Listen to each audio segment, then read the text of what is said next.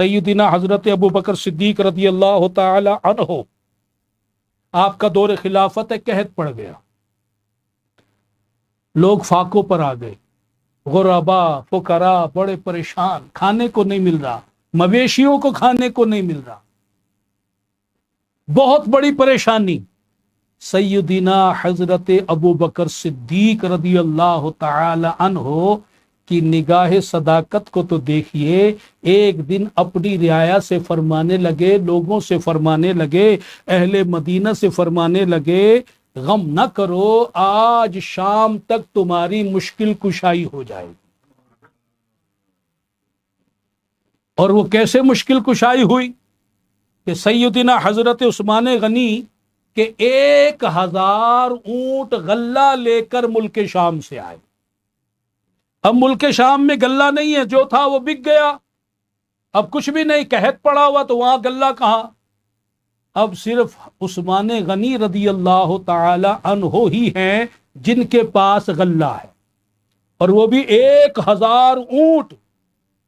اب بیپاری تو آ گئے، لو بھائی قحط پڑا ہوا ہے، جو دنیا کاروبار کرنے والے آ گئے کہ ان سے لیں گے اور پھر قیمت لگا کے، منافع لگا کے، اب تو لوگ مجبور ہیں، جو قیمت لگائیں گے لوگ خریدیں گے۔ آپ کے پاس بیپاری آ گئے کہ حضور ہمیں یہ غلہ بیچیں گے، آپ نے فرمایا ریٹ لگاؤ۔ کہنے لگے جی 10 روپے کے غلے پہ 2 روپے زیادہ، یعنی 10 میں جو آپ کو پڑا 12 میں دیں گے، 12 میں خریدیں گے۔ آپ نے فرمایا مجھے تو اس سے زیادہ کی آفر ہے۔ لوگوں نے کہا ہم مدینے کے بیپاری، کون اور آپ کو آفر دے گا؟ فرمایا نہیں، مجھے زیادہ کی آفر ہے۔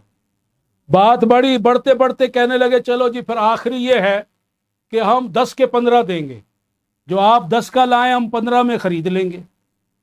آپ نے فرمایا مجھے تو اس سے زیادہ کی آفر ہے۔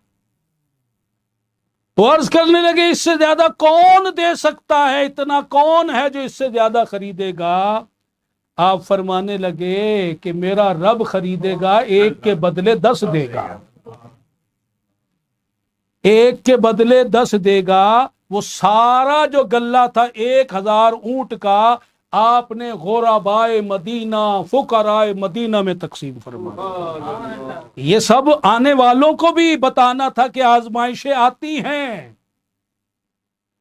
اور اس آزمائشوں میں یہ نہیں کہ تم لوٹ مار شروع کر دو۔ ابھی پتہ چلے نا پیٹرول کی قیمت بڑھنے والی ہے، پیٹرول شارٹ، پیٹرول ناپید، کہ جناب اب قیمتیں بڑھنے والی، لمبی لمبی قطاریں لگی ہوئی ہیں کہ پیٹرول بڑھنے والا، اب جب 12 بجے رات کو ٹائم گزرے گا پھر دیں گے۔ شارٹ کر دی جاتی ہے، لوگوں کو پریشان کیا جاتا ہے، لوگوں سے کے ساتھ نرمی اور سہولت نہیں دی جاتی۔ ذرا اپنے اسلاف کا کردار تو دیکھیے۔